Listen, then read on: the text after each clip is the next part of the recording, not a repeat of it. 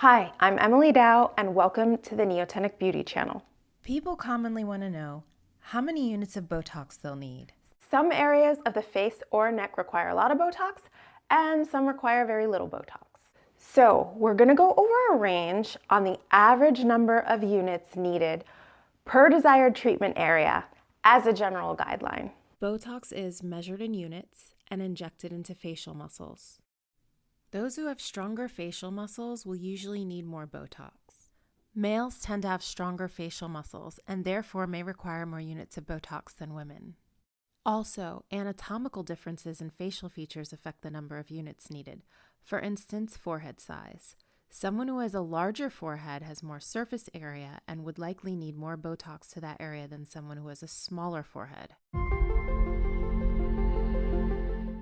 So we'll start with the forehead. For the horizontal lines, the muscle is called the frontalis muscle, with the range being 5 to 20 units.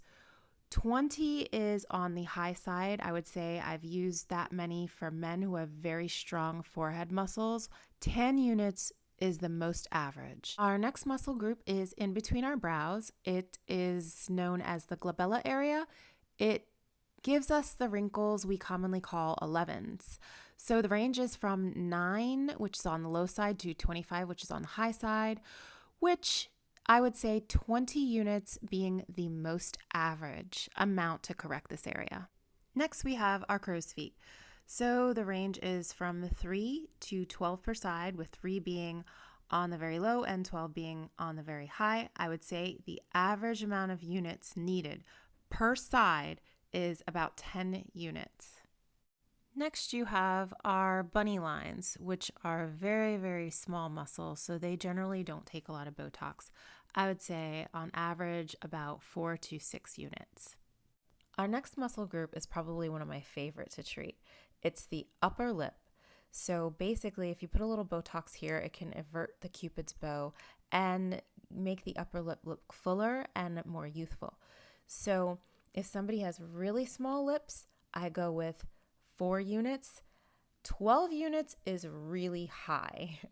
That is if the person has really, really, really full lips naturally and a lot of, I would say, maxillary prominence, which means they have a very, very full philtrum and very full area around the mouth.